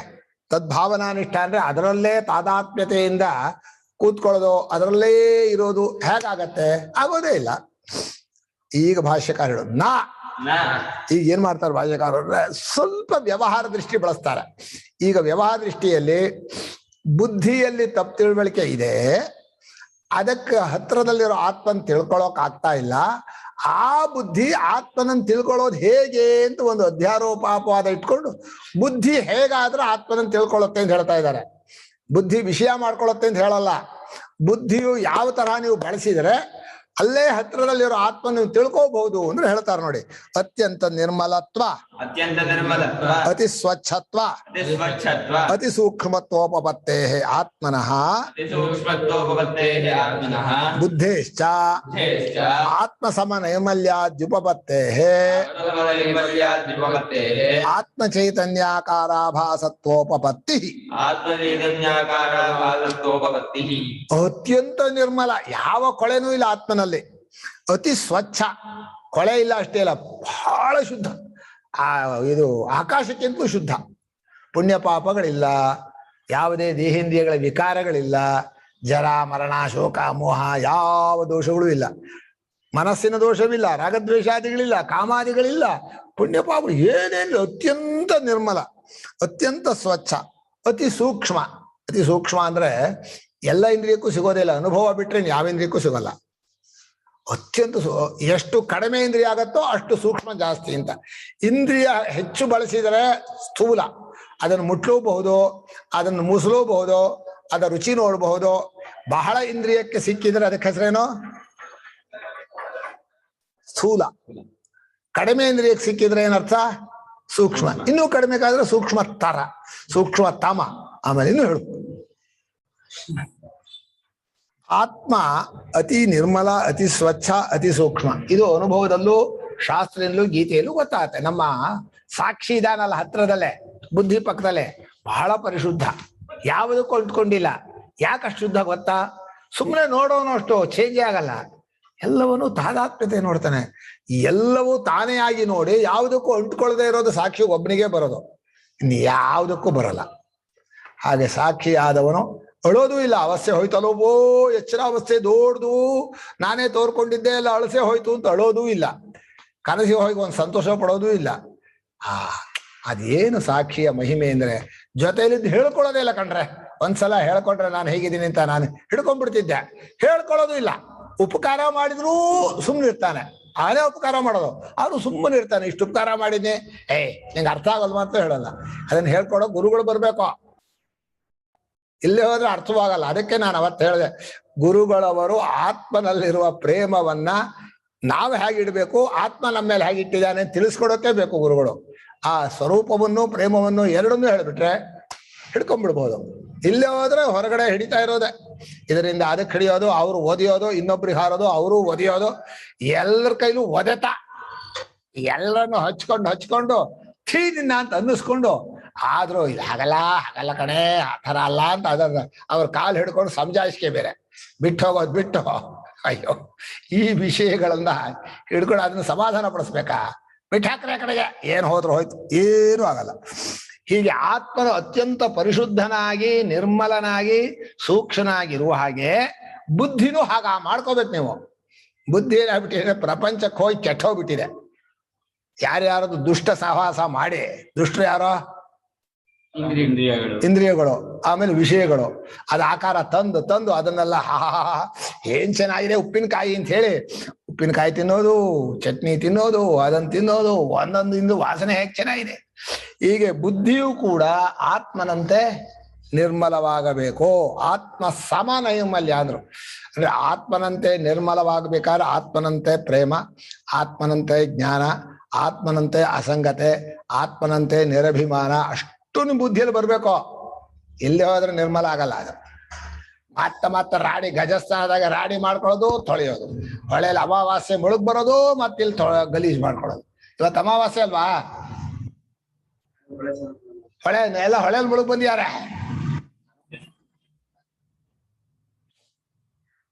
ಏನ್ ಭಾರಿ ಸೆಳೆತ. ಈ ರೀತಿ ಇಷ್ಟು ಪರಿಶುದ್ಧವಾದ್ರೆ ಆತ್ಮ ಚೈತನ್ಯದ ಆಕಾರ ಅಂದ್ರೆ ಸ್ವರೂಪ ಅಂತ ಅರ್ಥ. ಇಲ್ಲಿ ಆತ್ಮ ಚೈತನ್ಯದ ಸ್ವರೂಪದ ಆಭಾಸ ಅಂದ್ರೆ ಜ್ಞಾನ, ಚೈತನ್ಯಾಭಾಸವಾದ ಜ್ಞಾನ. ಇಲ್ಲಿ ವಿದ್ಯೆ ಬರುತ್ತಲ್ಲ, ಅವಿದ್ಯೆಯನ್ನು ಹೊಡೆಸೋಕೆ ಅದು ಆತ್ಮನ ಮುಳುಗ್ ಹೋಗ್ಬಿಡುತ್ತೆ. ಆತ್ಮಾನಾತ್ಮ ವಿವೇಕ ಜ್ಞಾನ ಬುದ್ಧಿಯಲ್ಲಿ ಉಂಟಾದದ್ದು ಒಂದು ಕೆಲಸ ಅನುಕೂಲ ಮಾಡ್ಕೊಡತ್ತೆ, ಇನ್ನೊಂದರಲ್ಲಿ ತಾನು ಹೋಗ್ಬಿಡತ್ತೆ. ಯಾವುದನ್ನ ಅನುಕೂಲ ಮಾಡ್ಕೊಡತ್ತೆ? ತಪ್ಪು ತಿಳುವಳಿಕೆಯನ್ನು ಓಡಿಸ್ಬಿಡತ್ತೆ. ಇದುವರೆಗೂ ದೇಹೇಂದ್ರಿಯಗಳಲ್ಲಿ ಎಲ್ಲಾ ಕಡೆಯಲ್ಲೂ ನಾನು ಇತ್ತಲ್ಲ, ಎಲ್ಲ ಬಾಧಿತವಾಗಿ ಹೋಗುತ್ತೆ. ಆದ್ರೆ ಅದು ಉಳ್ಕೊಳ್ಳುತ್ತೋ ಅದು ಆತ್ಮನೇ ಆಗಿರುತ್ತೆ. ಅದು ಆತ್ಮನಿಗಿಂತ ಬೇರೆಯಾಗಿ ಉಳ್ಕೊಳ್ಳೋದಿಲ್ಲ. ಅದರಿಂದ ಆತ್ಮ ಚೈತನ್ಯ ಆಕಾರ ಆಭಾಸತ್ವ ಅಂದ್ರು. ಆತ್ಮನ ಹಾಗಿರುವಂತ ಒಂದು ವೃತ್ತಿ ಅದು. ಆ ವೃತ್ತಿ ಹೆಸರೇನೋ? ವಿದ್ಯಾ, ಬ್ರಹ್ಮವಿದ್ಯಾ, ಆತ್ಮಜ್ಞಾನ, ಸಮ್ಯಕ್ ದರ್ಶನ, ಇದೆಲ್ಲ ನೂರಾರು ಹೆಸರಿದೆ ಆತ್ಮಜ್ಞಾನಕ್ಕೆ. ಅಂಥ ಒಂದು ವೃತ್ತಿ ನಿಮಗೆ ಬರಬೇಕು. ಅದಕ್ಕೋಸ್ಕರ ನೀವು ಬುದ್ಧಿಯನ್ನು ಆತ್ಮನ ಹತ್ರ ಕರ್ಕೊಂಡು ಹೋಗ್ಬೇಕು. ಮುಳುಗು ಅನ್ಬೇಕು. ಎಲ್ಲಿ ಮುಳುಗ್ಬೇಕಾ? ಸಾಕ್ಷಿ ಚೈತನ್ಯ ಮುಳುಗಿಸ್ಬೇಕು, ಅದ್ಬೇಕು. ಅದ್ದಿ ಅಲ್ಲೇ ಹೊರಗಡೆ ಬಂದ್ರೆ ಹುಷಾರ್, ನೀನ್ ಸಾಯಲ್ಲ. ಬುದ್ಧಿ ಸತ್ತೋಗತ್ತಾ? ಸಾಯಲ್ಲ. ನಾವು ಪ್ರಪಂಚದಲ್ಲಿ ಹಾಕಿ ಗಲೀಜು ಮಾಡ್ಕೋತಾ ಇದ್ದೀರಿ. ಗಲೀಜು ಮಾಡ್ಬೇಡ್ರಿ, ಶುದ್ಧಿ ಮಾಡ್ಕೊಳ್ಳಿ. ಬುದ್ಧ್ಯಾಭಾಸಂ ಮನಃ, ಚೈತನ್ಯವು ಬುದ್ಧಿಗೆ ಅಂಟಿದ ಕೂಡ ಅದು ಮನಸ್ಸಿಗೆ ಕೊಡ್ತು. ಮನಸ್ಸಿಗೆ ಕಡೆಗೆ ಹೋಗೋ ಶುರು ಮಾಡೋದು, ಆಲೋಚನೆ ಮಾಡೋದು. ಏನೋ ತಾನು ನಿಶ್ಚಯ ಮಾಡ್ಬೇಕಲ್ಲ, ನಿಶ್ಚಯ ಮಾಡ್ಬೇಕಾದ್ರೆ ಯೋಚನೆ ಮಾಡ್ಬೇಕು ತಾನೆ. ಯೋಚನೆ ಮಾಡೋದು ಮನಸ್ಸು, ನಿಶ್ಚಯ ಮಾಡೋದು ಬುದ್ಧಿ. ಯೋಚನೆ ಮಾಡುವಂತಹ ಮನಸ್ಸಿಗೆ ಚೈತನ್ಯ ಕೊಟ್ಟು ತದಾಭಾಸಾನಿ ಇಂದ್ರಿಯಾಣಿ, ಆ ಯೋಚನೆ ಮಾಡಕ್ಕೆ ಮಾಹಿತಿ ಕೊಡ್ಬೇಕಲ್ಲ, ಇಂದ್ರಿಯಗಳ ಜೊತೆ ಸೇರ್ಕೊಂಡು ಚೈತನ್ಯ ಬುದ್ಧಿಯಲ್ಲಿ ಬಂದು ಬುದ್ಧಿ ನಿಶ್ಚಯ ಮಾಡೋಕ್ಕೋಸ್ಕರ ಮನಸ್ಸಿನ ಜೊತೆ ಸೇರಿ ಆಲೋಚನೆ ಮಾಡ್ತಾ, ಆಲೋಚನೆ ಮಾಡಕ್ಕೆ ಸಹಾಯಕವಾಗಿ ಇಂದ್ರಿಯಗಳು, ಜ್ಞಾನೇಂದ್ರಿಯಗಳ ಜೊತೆ ಸೇರ್ಕೊಳ್ತು. ಇಂದ್ರಿಯಾಭಾಸಶ್ಚ ದೇಹ, ಇಂದ್ರಿಯಗಳು ಕೂತ ಜಾಗದಲ್ಲೆಲ್ಲ ಈ ಎಂತದ ಮ್ಯಾಗ್ನೆಟ್ ಯಾವ್ಯಾವ ತಗಲತ್ತೋ ಅದು ಒಂದು ಚುಂಚೂರು ಮ್ಯಾಗ್ನೆಟ್ ಇದ್ದಾಗ ಆಗತ್ತೆ. ಸೂಜಿ ತುಂಬಾ ಹೊತ್ತು ಮ್ಯಾಗ್ನೆಟ್ ತಗಲ್ಬಿಟ್ರೆ ಆ ಸೂಜಿನೂ ಹಿಡ್ಕೊಳತ್ತಲ್ಲ, ಆ ತರಹ ಇಂದ್ರಿಯಗಳು ಕೂತು ಕೂತು ಕೂತು ದೇಹವು ಚೈತನ್ಯ ಅನ್ಬಿಡ್ತು. ನಾನು ಚೈತನ್ಯ, ಇಂದ್ರಿಯಗಳು ಚೈತನ್ಯ, ಮನಸ್ಸು ಚೈತನ್ಯ, ಬುದ್ಧಿಯೂ ಚೈತನ್ಯ, ಎಲ್ಲ ಚೈತನ್ಯ. ಅತಃ ಇಷ್ಟು ತರಹ ಚೈತನ್ಯ ಹರ್ಕೊಂಡು ಬಂದೆ, ಅರಿವು ಹರ್ಕೊಂಡು ಬಂದದ್ರಿಂದ ಏನಾಯ್ತು? ಲೌಕಿಕೈ ದೇಹ ಮಾತ್ರ ಏವ ಆತ್ಮದೃಷ್ಟಿ ಕ್ರಿಯತೆ. ಲೌಕಿಕರಾದ ಸಾಮಾನ್ಯ ಜನರು, ಚಾರ್ವಾಕರು ಇಬ್ರು ಕೂಡ ದೇಹವೇ ನಾನು, ಅರಿವಿರುವ ದೇಹವೇ ನಾನು ಅನ್ನೋ ಪ್ರೇಮಕ್ಕೆ ತಕ್ಕದ್ದು ಅಂಥೇಳಿ ಅವರು ಚಾರ್ವಾಕರು ಘೋಷಣೆ ಮಾಡ್ತಾರೆ. ಇವರು ಬಚ್ಚಿಟ್ಕೊಂಡು ತಿಳ್ಕೊತಾರೆ. ಯಾರೋ ಲೌಕಿಕರು. ಲೌಕಿಕರಲ್ಲೂ ಅದೇ ಇರುತ್ತೆ. ನಮಗೆಲ್ಲ ಪ್ರಾಕೃತ ಜನ ಅಂತ ಎಲ್ಲರಲ್ಲೂ ದೇಹವೇ ನಾನು. ಇಲ್ಲೇ ಹೋದ್ರೆ ಡಾಕ್ಟರ್ ಹತ್ರ ಓಡೋಗಲ್ಲ. ಅಯ್ಯೋಯ್ಯೋ ಸದ್ಯ ಮತ್ ದೇಹ ಉಳಿದ್ರೆ ಉಳಿಯೋರು, ದೇಹ ಹೋದ್ರೆ ನಾನೇ ಇರೋಲ್ಲ ಅಂತ ಹೇಳಿ ಹೀಗೆ ದೇಹ ಮಾತ್ರದಲ್ಲಿಯೇ ಎಂದ್ರು. ಅಂದ್ರೆ ದೇಹಕ್ಕಿಂತ ಬೇರೆಯಾದ ಆತ್ಮ ಇದ್ದಾನೆ ಅಂತ ತಿಳ್ಕೊಂಡು ಸ್ವಲ್ಪ ವಾಸಿ. ಆ ಬೇರೆಯಾದ ಆತ್ಮನೇ ತಾನು, ದೇಹಾದಿಗಳು ಎಲ್ಲವೂ ಕೂಡ ಪರಮಾತ್ಮನೇ ಅಂತ ತಿಳ್ಕೊಂಡು ಅದಿನ್ನೂ ಉತ್ತಮ. ಅದು ಸಾಪೇಕ್ಷಿಕವಾಗಿ ಆತ್ಮ ಹತ್ರ ಹತ್ರ ಹೋದಷ್ಟು ಉತ್ತಮೋತ್ತಮರು, ದೂರ ದೂರ ಬಂದಷ್ಟು ಕೀಳು ಜನರು, ಕಡಿಮೆ ಬುದ್ಧಿ ಕಡಿಮೆ ಅವರಿಗೆ. ಇದನ್ನ ಹೇಳ್ತಾರೆ ಈಗ ಭಾಷ್ಯಕಾರ ಒಂದೊಂದಾಗಿ ಹೇಳ್ತಾರೆ. ದೇಹ ಚೈತನ್ಯವಾದಿನಶ್ಚ ಲೌಕಾಯಿತಿಕಾಹ. ಅಲ್ಲ ಲವ್ ಆಗಬೇಕಣ. ಚೈತನ್ಯ ವಿಶಿಷ್ಟ ಕಾಯ ಪುರುಷ ಇತ್ಯಾಹು ಅಲ್ವಾ? ಚೈತನ್ಯ ವಿಶಿಷ್ಟ ಕಾಯ ಪುರುಷ ಇತ್ಯಾಹು. ದೇಹವೇ ಚೈತನ್ಯ. ಹುಳಿ ಹಾಕಿದ ಹಿಟ್ಟಿನಲ್ಲಿ ದೋಸೆ ಹಿಟ್ಟಿನಲ್ಲಿ ಹುಳಿ ಬರೋ ಹಾಗೆ ದೇಹವು ಪಂಚಭೂತವಾದ ಮೇಲೆ ಈ ರೀತಿ ಆಕಾರದಲ್ಲಿ ಅರಿವು ಅನ್ನೋದೊಂದು ಹುಟ್ಕೊಳ್ಳುತ್ತೆ ಅಂತ ಅವ್ರದ್ದು ಒಂದು ವಾದ, ಚಾರ್ವಾಕವಾದ. ಆ ಲೌಕಾಯಿತಿಕರು ಅಂತ ಹೆಸರು. ಅವ್ರು ಹೇಳ್ತಾರೆ ಚೈತನ್ಯ ವಿಶಿಷ್ಟ ಕಾಯ ಪುರುಷ, ಅರಿವಿನಿಂದ ಕೂಡಿಕೊಂಡಂತಹ ದೇಹವೇ ಮನುಷ್ಯ. ಅದೇ ಅವನ ಜೀವ ಅಂದ್ರೆ ಅದೇ, ಅದಕ್ಕಿಂತ ಬೇರೆ ಆದ ಇನ್ನೊಬ್ಬ ಇಲ್ಲ. ಸುಳ್ಳು. ಈ ಮೀಮಾಂಸಕರಿಗೂ ಅವರಿಗೂ ಬಹಳ ವಿರೋಧ. ಅವರಿಗೆ ಸ್ವಪ್ನ ಅವಸ್ಥಾತ್ರಯ ವಿಚಾರ ಅದೆಲ್ಲ ಗೊತ್ತಿಲ್ಲ. ಮನಸ್ಸು ಅಂತಲೇ ಒಪ್ಪಲ್ಲ ಅವರು. ದೇಹದಲ್ಲಿರೋ ಜ್ಞಾನವೇ ಮನಸ್ಸು ಅಂತಾರೆ. ಏನೋ ಹೇಳ್ತಾರೋ ಅತ್ಯಂತ ಪ್ರಾಣಿಗಳ ತರಹ. ತಥಾ ಅನ್ಯೇ ಇಂದ್ರಿಯ ಚೈತನ್ಯವಾದಿನಃ. ದೇಹದಲ್ಲಿ ಎಲ್ಲಾ ಕಡೆಯಲ್ಲೂ ಇಲ್ಲ, ಇಂದ್ರಿಯದಲ್ಲಿ ಮಾತ್ರ ಇದೆ ಅಂತ ಕೆಲವರು. ಅನ್ಯೇ ಮನಶ್ಚೈತನ್ಯವಾದಿನಃ. ಇನ್ನು ಕೆಲವರು ಮನಸ್ಸಲ್ಲಿ ಮಾತ್ರ ಇದೆ, ಮನಸ್ಸೇ ಆಯಾ ಜಾಗಕ್ಕೆ ಬಂದಾಗ ಆಯಾ ಇಂದ್ರಿಯವಾಗತ್ತೆ. ಎಲ್ಲಾ ಇಂದ್ರಿಯದಲ್ಲೂ ಚೈತನ್ಯ ಇಲ್ಲ. ಎಲ್ಲಿ ಎಲ್ಲಿ ಮನಸ್ಸು ಕೂತ್ಕೊಳ್ಳುತ್ತೋ ಅದೇ ಇಂದ್ರಿಯವಾಗತ್ತೆ. ಒಂದು ಜಾಗ ಸೀಟಿಗೆ ಬಂದು ಕೂತ ಹಾಗೆ ಕಣ್ಣಿಗೆ ಬಂದ ಮನಸ್ಸಿಗೆ ಕಣ್ಣಾಗತ್ತೆ, ಕಿವಿಗೆ ಬಂದ ಮನಸ್ಸು ಕಿವಿ ಆಗತ್ತೆ. ಹೀಗೆ ಮನಸ್ಸು ಕೂತ ಜಾಗದಲ್ಲಿ ಅರಿವೇ ಹೊರತು ಎಲ್ಲಾ ಕಡೆಯಲ್ಲೂ ಅರಿವಿರಲ್ಲ. ನೋಡಿ, ಮನಸ್ಸು ಬೇರೆ ಕಡೆ ಹೋದ್ರೆ ಬಾಕಿ ಇಂದ್ರಿಯಲ್ಲಿ ಅರಿವಿರತ್ತಾ? ಇರಲ್ಲ. ಆದ್ರಿಂದ ಮನಸ್ಸಲ್ಲಿ ಮಾತ್ರ ಅರಿವಿರತ್ತೆ ಅಂತ ಕೆಲವರು. ಆ ಅನ್ಯೇ ಬುದ್ಧಿ ಚೈತನ್ಯವಾದಿನ. ಯೋಚನೆ ಮಾಡೋ ಎಲ್ಲಾ ಕಡೆಯಲ್ಲೂ ಇಲ್ಲ, ನಿಶ್ಚಯ ಮಾಡೋದ್ರಲ್ಲೇ ಅರಿವಿರೋದು ಅಂತ ಬುದ್ಧಿಯಂದೇ ಚೈತನ್ಯ ಅಂತ ಹೇಳಿದ್ರು. ತಥೋಪಿ ಅಂತರಂ ಅವ್ಯಕ್ತಂ ಅವ್ಯಾಕೃತಾಖ್ಯಂ ಅವಿದ್ಯಾವಸ್ಥಂ. ಅವಿದ್ಯಾವಸ್ಥಂ ಆತ್ಮತ್ವೇನ ಪ್ರತಿಪನ್ನಾ ಕೇಚಿತ್. ಬುದ್ಧಿಗಿಂತ ಸೂಕ್ಷ್ಮವಾದಂತಹ ಒಂದು ಅವ್ಯಕ್ತ ಸ್ವರೂಪ ಇದೆ, ಏನು ಅರ್ಥವಾಗದೆ ಇರು ಮಡ್ಡು ಅವ್ಯಾಕೃತ. ಅದು ಆತ್ಮ. ಏನು ಗೊತ್ತಾಗಲ್ಲ, ಏನು ತೋಚಲ್ಲ ಅಂತಿಲ್ಲ. ಅವರೇ ಬುದ್ಧಿವಂತರು. ಪ್ರಪಂಚದಲ್ಲಿ ಅತ್ಯಂತ ಸುಖಿಗಳು ಯಾರು ಅಂದ್ರೆ ಏನು ಅರ್ಥವಾಗದೆ, ಏನು ಗೊತ್ತಾಗದೆ ಇರುವಂತಹ ಅವ್ಯಾಕೃತ ಅವಸ್ಥೆಯಲ್ಲಿ ಇರ್ತಾರಲ್ಲ ಅವರು ಆನಂದ ಸ್ವರೂಪರು, ನಿದ್ರೆಯಲ್ಲಿ ಇದ್ದಾಗಿರೋರು. ಅದು ಅವ್ಯಾಕೃತಾತ್ಮರು ಅಂತ. ಇದೊಂದು ವ್ಯವಹಾರಕ್ಕಲ್ಲ, ವಿಚಾರಕ್ಕೆ ಬೇಕಷ್ಟೆ. ವ್ಯವಹಾರದಲ್ಲಿ ಈ ಅವ್ಯಾಕೃತಾತ್ಮ ಬರೋಲ್ಲ. ವ್ಯವಹಾರದಲ್ಲಿ ಬರೋ ದೇಹಾತ್ಮ ಹೆಚ್ಚು, ಅದು ಬಿಟ್ರೆ ಇಂದ್ರಿಯಾತ್ಮ. ಯಾಕಂದ್ರೆ ಇಬ್ಬರಿಗೂ ಕಾಣಿಸ್ಬೇಕಲ್ಲ. ಅವ್ಯಾಕೃತಾತ್ಮ ಕಾಣಿಸಲ್ಲ. ಸರ್ವತ್ರ ಹಿ ಬುದ್ಧಿಯಾದಿ ದೇಹ ಅಂತೆ. ಇಲ್ಲಿ ಬರೆಯುವಾಗ ಬುದ್ಧಿಯಿಂದ ದೇಹದವರೆಗೆ ಏನ್ ಬರೆದು ಅವ್ಯಾಕೃತಾದಿ ದೇಹ ಅಂತ ಏನ್ ಬರೀಲಿಲ್ಲ. ಅಂದ್ರೆ ಅವ್ಯಾಕೃತ ವ್ಯವಹಾರಕ್ಕೆ ಬರೋಲ್ಲ ಅಂತ ಆಯ್ತು. ಬುದ್ಧಿಯಿಂದ ಹಿಡಿದು ದೇಹದವರೆಗೆ ಆತ್ಮ ಚೈತನ್ಯ ಭಾಸತ ಆತ್ಮಭ್ರಾಂತಿ ಕಾರಣಂ ಇತಿ.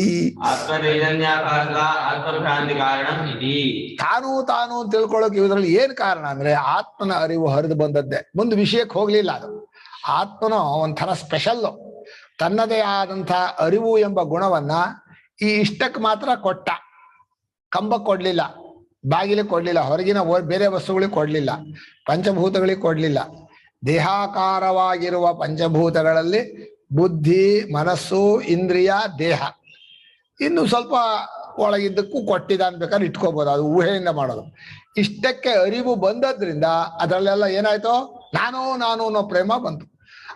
ಆತ್ಮನ ಅರಿವು ತಗುಲಿದ್ರೆ ಸಾಕು ನಾನು ಅಂತ ಬರೋದಾದ್ಮೇಲೆ ಪ್ರೇಮ, ಇನ್ನು ಆತ್ಮನಲ್ಲಿ ಎಂಥ ಪ್ರೇಮ ಬರ್ಬೇಕು ನೋಡಿ. ಯಾವಾಗ್ಲೂ ಶೂರ್ಟಿ ಎಲ್ಲ ಇರೋದು ಬಿಟ್ಟೋಗ್ಬಿಡುತ್ತೆ. ಈಗ ಡಿಸ್ಕನೆಕ್ಟ್ ಆಗೋದು ಕನೆಕ್ಟ್ ಆಗೋದು ಹೇಗೆ ಕರೆಂಟ್, ಹಾಗೆ ಅರಿವು ಕೂಡ ದೇಹೇಂದ್ರಿಯಗಳಲ್ಲಿ ಕನೆಕ್ಟ್ ಆಗತ್ತೆ, ಡಿಸ್ಕನೆಕ್ಟ್ ಆಗತ್ತೆ. ಯಾವ್ಯಾವಾಗ ಡಿಸ್ಕನೆಕ್ಟ್ ಆಗತ್ತೆ ಅಂತ ನಮ್ಗೆ ಬೇಕಾದ್ರೆ ಪಟ್ಟಿ ಮಾಡ್ಕೋಬಹುದು. ನಮ್ಮ ಅನುಭವ ಯೋಚನೆ ಮಾಡಿದ್ರೆ, ಮನಸ್ಸು ಬೇರೆ ಕಡೆ ಹೋದ್ರೆ ಇಂದ್ರಿಯಗಳಲ್ಲಿ ಡಿಸ್ಕನೆಕ್ಟ್ ಆಗತ್ತೆ, ನಿದ್ದೆಗೆ ಹೋದ್ರೆ ಪೂರ್ತಿ ಡಿಸ್ಕನೆಕ್ಟ್ ಆಗ್ಬಿಡತ್ತೆ. ಡಿಸ್ಕನೆಕ್ಟ್ ಏನೋ ಅದೇ ಅಳಿಸೋಗತ್ತೆ. ಹೀಗೆ ಆತ್ಮನೋ ತಾನೆಂಬ ಅರಿವನ್ನ ಈ ರೀತಿ ಎಲ್ಲಕ್ಕೂ ಹಂಚ್ಕೊಟ್ಟಿದ್ದಾನೆ, ಒಬ್ಬನೇ ಇಟ್ಕೊಳ್ಳಿಲ್ಲ. ಈಗ ಏನ್ ಮಾಡ್ಬೇಕು ಅಂದ್ರೆ, ಇಲ್ಲ ಎಲ್ಲವೂ ಅರಿವು, ಅಷ್ಟು ನಾನೇ ತಿಳ್ಕೊಳ್ಳಿ ಪ್ರಪಂಚ. ಸೊ ಯಾವುದು ನಾನಲ್ಲ, ದೇಹೇಂದ್ರಿಯಗಳು ಅಲ್ಲ ಅಂತ ವಿಸರ್ಜನೆ ಮಾಡಿ. ಎರಡರಲ್ಲಿ ಯಾವ್ದು ವಾಸಿ, ಯಾವ ದಾರಿ ವಾಸಿ? ಯಾವುದು ನಾನಲ್ಲ ಅಂತ ಬಿಡೋದು ವಾಸಿನೋ, ಎಲ್ಲವೂ ನಾನೇ ಅಂತ ತಿಳ್ಕೊಳ್ಳೋದು ವಾಸಿನೋ? ಅರಿವಿಗೆ ಕಂಡದ್ದು ಅರಿವಿನಾಗಿ ನೋಡೋದು ಎಲ್ಲ ನಾನೇ. ಹಾಗೆ ಕನಸನ್ನಲ್ಲಿದ್ದ ಹಾಗೆ ಎಲ್ಲವೂ ನಾನೇ ಅಂತ ತಿಳ್ಕೊಳ್ಳೋದು ಉತ್ತಮವೋ? ಯಾವುದು ನಾನಲ್ಲ, ಎಲ್ಲ ವಿಷಯ ಬೇಡ, ಅದನ್ನ ಬಿಟ್ಕೊಂಡು ಹೋಗುದು. ಒಂದು ದಾರಿ ಯಾವ್ದಾದ್ರೂ ಪರವಾಗಿಲ್ಲ. ಅತಶ್ಚ ಆತ್ಮ ವಿಷಯ ಜ್ಞಾನಂ ನ ವಿಧಾತವ್ಯಂ. ಆದ್ರಿಂದ ಒಂದ್ ಹೇಳ್ತಾರೆ, ಹೊಸದಾಗಿ ನಿನ್ ತಿಳ್ಕೊಳ್ಬೇಕಾದ್ರೆ ನೀವು ಸ್ವಲ್ಪ ತಿಳ್ಕೊಂಡಿದ್ದೀರಿ ಆತ್ಮನನ್ನ, ಪೂರ್ತಿಯಾಗಿ ತಿಳ್ಕೊಂಡಿಲ್ಲ. ಅಂದ್ರೆ ಅರ್ಧಂಬರ್ಧ ಗೊತ್ತಾಗಿದೆ, ಅರ್ಧಂಬರ್ಧ ತಪ್ಪು ತಿಳ್ಕೊಂಡಿದ್ದೀರಿ, ಅರ್ಧಂಬರ್ಧ ಸರಿಯಾಗಿ ಗೊತ್ತಾಗಿದೆ. ತಿಳ್ಕೊಂಡಿಲ್ಲ ಅಂದ್ರೆ ಅರ್ಥವೇ ಆಗಿಲ್ಲ, ಮೂಡ್ರು ಅಂತ ಮಾಡ್ಕೋತಾರೆ. ಪರವಾಗಿಲ್ಲ, ನೀವು ಸ್ವಲ್ಪ ಆತ್ಮನನ್ನು ತಿಳ್ಕೊಂಡಿದ್ದೀರಿ, ದಾರಿ ತಪ್ಪಿದೆ, ಅಲ್ಲಿ ಚೂರು ತಪ್ಪು ತಿಳ್ಕೊಂಡಿದ್ದೀರಿ, ಅದನ್ನ ಸರಿ ಮಾಡ್ಬಿಟ್ರೆ ಸರಿ ಆಗ್ಬಿಡತ್ತೆ. ಅಂತಾನೆ ಹೊಸದಾಗಿ ಜ್ಞಾನ ಉಂಟು ಮಾಡ್ಕೋಬೇಕು, ತಪ್ಪಾಗೇ ತಿಳ್ಕೊಂಡಿರೋದು. ಅಲ್ಲೇ ಅನುಪಮ.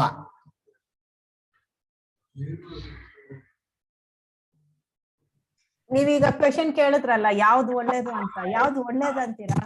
ಎಲ್ಲ ಬಿಟ್ಕೊಳ್ಳೋದು ಇದಲ್ಲ ಅಂತ ಒಳ್ಳೇದಂತೀರಾ? ಎಲ್ಲದ್ರಲ್ಲೂ ಆತ್ಮನ ಕಾಣೋದು ಒಳ್ಳೇದಂತೀರಾ? ನನ್ನ ಪ್ರಕಾರ ಭಾವನೆ ಯಾರಿಗೆ ಎಮೋಷನಲ್ ಇರುತ್ತೋ ಅವ್ರು ಎಲ್ಲವೂ ತಾನು ಮಾಡ್ಕೊಳ್ಳೋದು ಒಳ್ಳೇದು. ಯಾರಿಗೆ ಬುದ್ಧಿ ವಿವೇಕ ಹೆಚ್ಚಾಗಿರುತ್ತೋ ಅವ್ರು ಬಿಟ್ಕೊಳ್ಳೋದು ಒಳ್ಳೇದು. ಬಿಡೋಕ್ ಧೈರ್ಯ ಬೇಕಲ್ಲ, ಬಿಟ್ಟು ಹೋದ್ರೆ ಭಯ ಆಗ್ಬಿಡತ್ತೆ. ಎಮೋಷನಲ್ ಇದ್ದವರಿಗೆ ಒಂಥರ ಮಿಥ್ಯಾಭಿಮಾನ ಇರುತ್ತೆ, ಸಣ್ಣದಾಗಿರುತ್ತೆ, ಅದನ್ನ ದೊಡ್ಡದು ಮಾಡ್ತಾ ಹೋಗೋದು. ಅದು ನಿಧಾನ. ಎರಡರಲ್ಲೂ ಕಷ್ಟ ಇದೆ. ಒಂದಕ್ಕೆ ಕ್ಲೇಶೋಧಿಕತರ ಶೇಷಾಂ, ಒಂದು ವಿಶ್ವರೂಪ, ಒಂದು ಕ್ಲೇಶ. ಎರಡು ಕೊನೆಯಲ್ಲಿ ಒಂದೇ ಮುಟ್ಟೋದು. ಯಾವ್ದು ಒಳ್ಳೇದ? ಅವರವರ ಯೋಗ್ಯತೆಗೆ ತಕ್ಕ ಹಾಗೆ.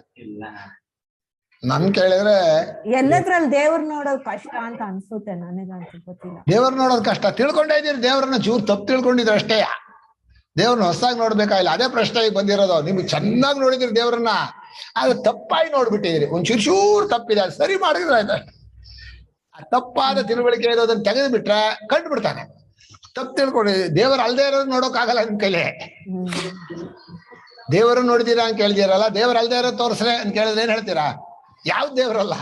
ಅಲ್ಲ, ಕಾಣಿಸ್ಬೇಕಲ್ಲ, ಅದು ಒಂಥರ ದೇವ್ರ ತರ ಕಾಣಿಸಲ್ಲ, ಫಾರ್ಮ್ಸ್ ತರ.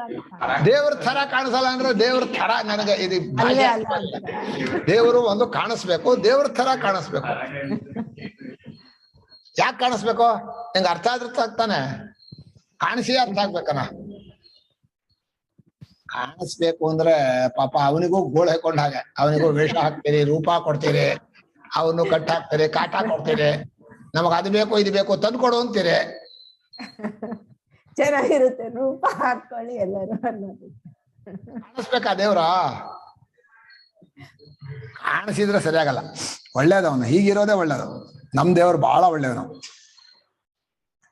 ಆದ್ರಿಂದ ಆತ್ಮಜ್ಞಾನವನ್ನ ಹೊಸದಾಗಿ ಮಾಡ್ಕೋಬೇಕಾಗಿಲ್ಲ. ಕಿಂತರಿಹಿ ನಾಮರೂಪ ಜನಾತ್ಮಾಧ್ಯಾರೋಪಣ ನಿವೃತ್ತಿರೇವ ಕಾರ್ಯ. ಆ ಪರಮಾತ್ಮನಲ್ಲಿ ಮೇಲಿದ ಆರೋಪಗಳನ್ನ ತೆಗೆಸಿಬಿಟ್ರೆ ಸಾಕು. ನೀವು ತಪ್ಪು ತಿಳಿಕೆಯಿಂದ ಆರೋಪಣೆ ಮಾಡ್ತಾ ಇದ್ದೀರಲ್ಲ, ಅದನ್ನ ತೆಗೆದ್ಬಿಟ್ರೆ ನೀವು ಅರ್ಥ ಮಾಡ್ಕೋತೀರಿ.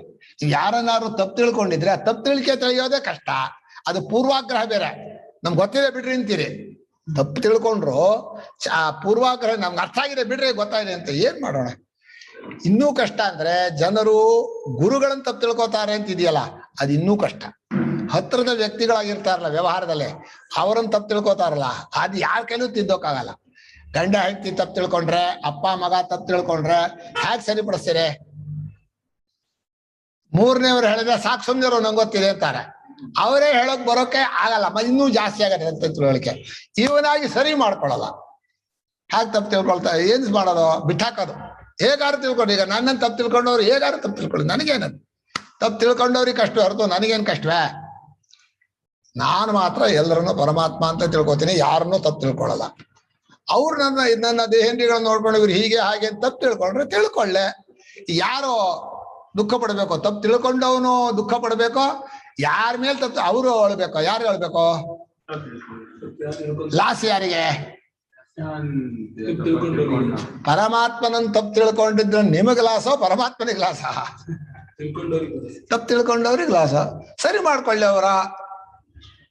ನಿಮ್ಮ ಅಷ್ಟು ಪ್ರೇಮವನ್ನು ಕೊಟ್ಟು, ಅಷ್ಟು ಹತ್ರದಲ್ಲಿದ್ದು, ಅಷ್ಟೆಲ್ಲ ಉಪಕಾರ ಮಾಡಿ, ಎಲ್ಲ ಜನ್ಮ ಜನ್ಮ ಅಂತ ಜೊತೆಲಿದ್ರು ತಪ್ಪು ತಿಳ್ಕೊತೀನಿ, ಇದು ನಿಮ್ಮ ಹಣೆ ಬರ. ನೀವು ಮನುಷ್ಯತ್ವ ಕೊಟ್ಟನಲ್ಲ ಭಗವಂತ, ಅದನ್ನ ಉಪಯೋಗಿಸ್ಕೊಳ್ಳಿಲ್ವಲ್ಲ ನೀವು. ಆಯ್ತು, ಇನ್ನು 5 ನಿಮಿಷ ಇದೆ, ಮುಗಿಸ್ಬಿಡ್ತೀನಿ. ಅದನ್ನ ಆತ್ಮಜ್ಞಾನವನ್ನ, ಅನಾತ್ಮ ಅಧ್ಯಾರೋಪಣಗಳು ಎಷ್ಟು ಅಧ್ಯಾರೋಪ ಇದೆಯೋ ಅಷ್ಟನ್ನು ತೆಗೆದುಹಾಕೋ ಕೆಲಸ ಮಾತ್ರ ಶಾಸ್ತ್ರ ಗುರುಗಳು ಮಾಡೋದು. ಹೊಸದಾಗಿ ಪರಮಾತ್ಮನ ತಿಳಿಸ್ಕೊಡಬೇಕಾಗಿಲ್ಲ, ತಿಳಿಸ್ಕೊಡೋ ಶಬ್ದವೂ ಇಲ್ಲ, ಅದಕ್ಕೆ ಪ್ರವೃತ್ತಿ ಇಲ್ಲ. ಬೆಳಗ್ಗೆ ಮಾಂಡುಕ್ಯಲ್ಲಿ ಹೇಳಿದ್ರಲ್ಲ ಪ್ರಮಾಣದ ವ್ಯಾಪಾರ ಅಂತ, ಬಹಳ ಜೋರಾಗಿತ್ತದು. ನಾತ್ಮ ಚೈತನ್ಯ ವಿಜ್ಞಾನಂ ಕಾರ್ಯಂ, ಆತ್ಮ ಚೈತನ್ಯದ ಅನುಭವದ ಜ್ಞಾನ, ನಿಶ್ಚಯ ಜ್ಞಾನ ಹೊಸದಾಗಿ ಮಾಡ್ಕೋಬೇಕಾಗಿಲ್ಲ. ಅದರಿಂದ ಎಲ್ಲ ಮಾಡ್ಕೊಳ್ಳೋದು. ಏನೇದಂ ಸರ್ವಂ ವಿಜಾನಾತಿ ತಂಕೇನ ವಿಜಾನೀಯ, ಆಕ್ಷೇಪಾರ್ಥ. ಆಯ್ತು.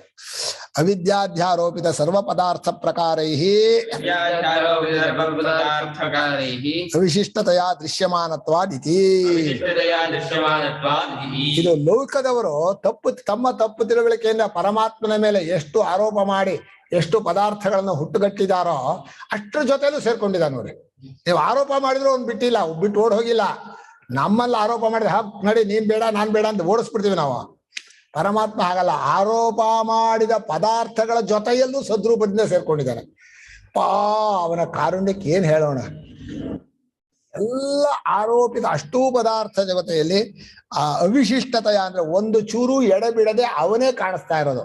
ನೀವು ಎಷ್ಟು ಪದಾರ್ಥ ನೋಡ್ತೀರೋ ಅಷ್ಟರಲ್ಲೂ ಸದ್ರೂಪವಾಗಿ, ಚಿದ್ರೂಪನಾಗಿ, ಆನಂದ ರೂಪನಾಗಿ, ಸುಂದರನಾಗಿ, ಬಹಳ ಚೆನ್ನಾಗಿದೆ ಅಂತ ಕಾಣಿಸ್ತಾ ಇರೋದೇ ಅವನು.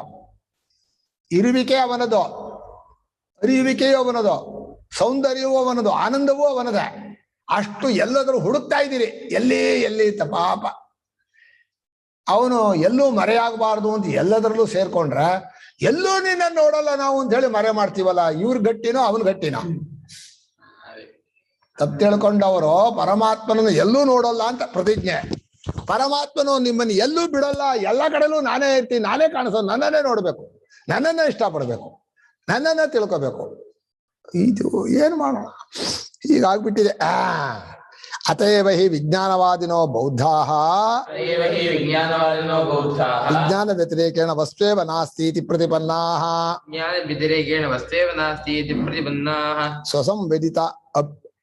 ಸ್ವಸಂವಿದಿತತ್ವ ಅಭ್ಯುಪಗಮೇನ ಪ್ರಮಾಣಾಂತರ ನಿರಪೇಕ್ಷತಾಂಚ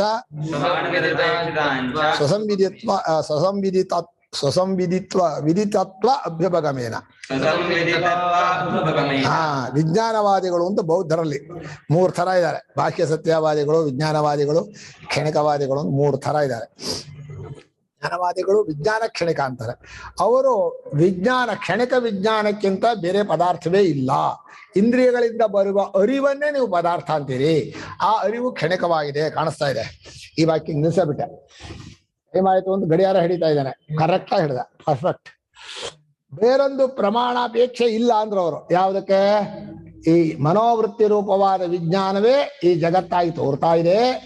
ಅದನ್ನ ಯಾವುದೇ ಪ್ರಮಾಣ ಬೇಕಾಗಿಲ್ಲ, ಅದು ತನ್ನನ್ನೇ ತಾನು ತಿಳ್ಕೊಳತ್ತೆ, ತಾನೇ ಎಲ್ಲಾ ಆಕಾರವನ್ನು ತಾಳುತ್ತೆ ಅಂತ ಹೇಳಿ ಚೈತನ್ಯವನ್ನೇ ಮನೋವೃತ್ತಿ ರೂಪವಾದ ವಿಜ್ಞಾನ ಅಂತ ಹೇಳಿ ಬೌದ್ಧರು, ವಿಜ್ಞಾನವಾದಿಗಳು ವಿಜ್ಞಾನಕ್ಕಿಂತ ಬೇರೆಯಾದ ವಸ್ತುವೇ ಇಲ್ಲ ಅಂತ ನಿಶ್ಚಯ ಮಾಡಿಕೊಂಡು ಅದು ತನ್ನನ್ನೇ ತಾನು ತಿಳ್ಕೊಳತ್ತೆ, ಅದಕ್ಕೆ ಪ್ರಮಾಣ ಬೇಕಿಲ್ಲ ಅಂತ ಹೇಳ್ತಾರೆ.